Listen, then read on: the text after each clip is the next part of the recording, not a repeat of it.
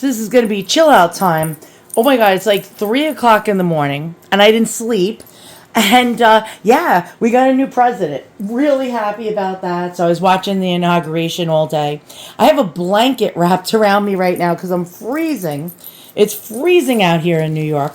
And I got this all the way from Italy and it came in 2 days. 2 days. And I don't know how this is even possible. I can't even get packages from the USA here in 2 days. And so, all right, so let's check it out from Italy. And TNT, the People Network, isn't that a USA station? Oh, that's odd. All right, let's just hope this wasn't repackaged in customs. And, yeah, that makes me a little nervous. All right, I just want to feel around where the product is because I don't want to cut into it by accident. I don't want to flip it over because you crack maniacs will get my address. We don't need that to happen. All right, so I think I could just pull this from this way. And just going to cut the tape.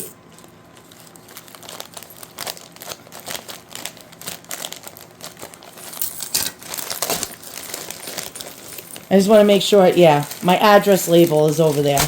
Don't need you crack maniacs coming over here. All right, let's see. What did we get from eBay? You can probably guess if you follow me. I'm always getting these things as much as I can. Oh, okay. They repackaged it. Oh my God. Customs repackaged my thing. And I'm a little nervous about this because sometimes Customs steals things and in other countries, and this is from Italy, and then they switch stuff out sometimes if they see something of value. But I'm going to give this the benefit of the doubt. I ordered from this Italian seller before. Just want to make sure there's no paperwork in here. And there's like no paperwork at all in here. This is making me even more nervous. I think there might be, I just want to make sure there's no identifying stuff in here. Okay. This is odd. Okay. What's that say? I have no clue. It could have been repackaged by Customs. And Customs is like not that honest in other countries. Well, not that like America is 100% honest, but I think we're okay. I think we're good.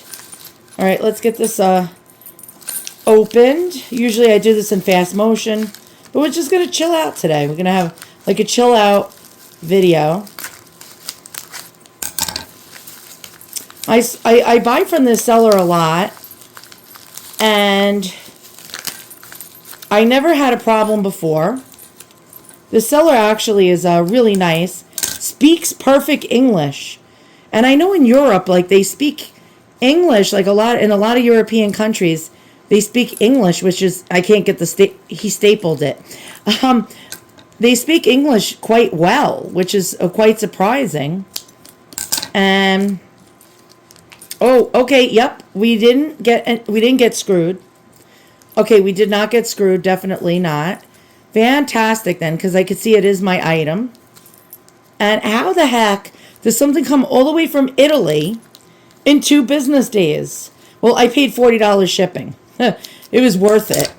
Generally, like I pay from other Italian sellers $13 to ship to the US, and it takes like 2 weeks. But this was quite good.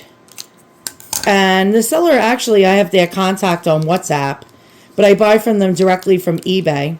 We stay on the eBay platform because I feel like I'm safer that way. And let's see what we got. We got a Holy Relic, boys and girls, and I don't even know who the saint is. The price was right, and it says blessed, right there, B, Mark, and Champagne, and I'm going to butcher this because it's French. Champagnat,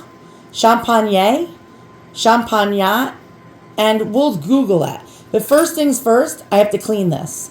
I don't like when these relics, by the way, Holy Relic, you're like, oh, another Holy Relic? I love collecting first class Holy Relics. And this is a first class one, meaning that it's the body parts of a saint. Let's get in there close.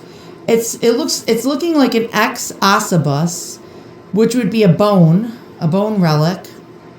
And second class, this is first class. Second class would be if something like they touched or wore. Could be their clothing, their shoes. It could have been a pen they once held, drank out of a particular chalice or cup. You get the gist. And a third class is if I take my scissor and I touch it to the first class relic, it becomes a third class relic. And oh, that's really rusty. And no wonder it doesn't cut anymore. All right, I'm going to clean this. And we'll be right back, and we're going to find out who Marc Champagnat is. And I don't even know who this saint is, but you see, my goal is to collect as many first-class relics as I can get my hands on, and have like the world's biggest collection of first-class relics. Not to mention, we got to see if this is got its wax seal. And I'm going to take this off. I'm just going to pry it up without trying to cut myself open here, because this is like surgery. And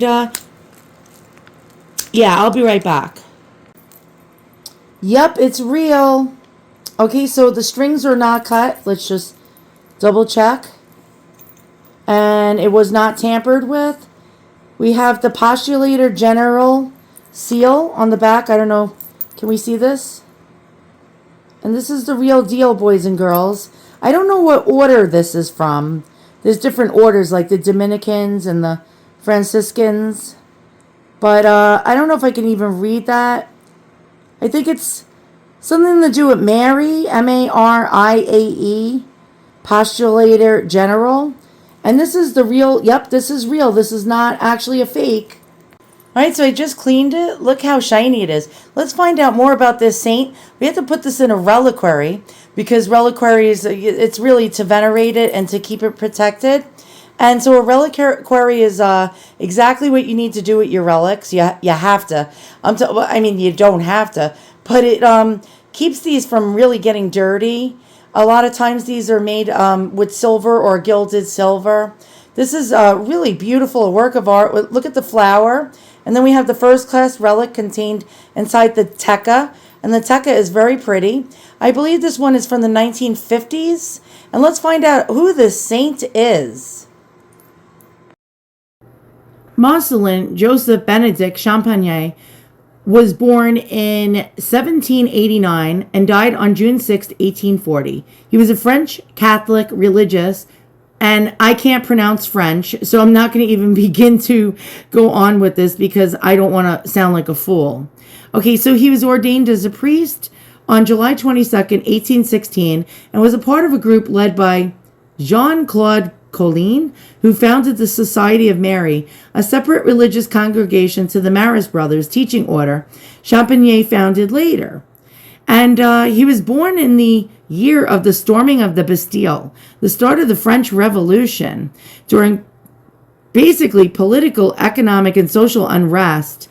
And wow, okay, so here's an official portrait. He actually founded many schools for children to teach them how to love God. And he's very well revered. 100,000 people showed up to his canonization in 1999. Now, here we go. He was beatified. Now, on the relic, it has a B in front of his name. So this was previous to his canonization that relic was put together. Probably made for his beatification. And that was in May 29th of 1955 by Pope Pius XII. He was canonized as an official saint on April 18th, 1999 in the Vatican by Pope John Paul II. His feast is June 6th, and he's the patron saint of education, teaches, and simplicity. Please welcome Father Anthony Casamento with today's Saint of the Day. Saint Marcellin Champagnat. Born in France in 789, the year of the French Revolution, Marcellin Champagnat was to lead an extraordinary life and leave an even more extraordinary legacy. One of the founding members of the Society of Mary, Father Champagnat dedicated his life to founding the Marist Brothers, the largest order within the Marist family. Recognised for his great work and holiness, Marcellin was canonized a saint by Pope John Paul II in 1999. Marcellin lived a simple life before entering the seminary, and despite struggling with his academic studies, he was ordained in 1816. Early on in his life, it was to make a dramatic turn when he visited an uneducated and ill 15-year-old boy who knew nothing of God. Marcellin decided that a branch of brothers was needed to teach children, and so in 1817 he set about bringing the Marist brothers to reality. Poor health led to the death of Marcellin in 1840. From seeing the young boy dying in 1817 to his death, the life of St. Marcellin Champagnat is nothing but exceptional and saintly. His life is a marvellous witness that one man can make a difference. I'm Father Anthony, and that was Saint of the Day. All right, so I am so excited to have added this saint, this first class holy relic of the saint, into my collection. I have loads of them. I think I'm going to be definitely beating Father Carlos Martin's 75 first class holy relics pretty soon. I think I'm like, it's not a competition. It's just really cool. He has the Treasures of the Church, if you want to look it up, Father Carlos Martins. And he goes on a tour across the USA with all his first class relics, especially of St. Jude.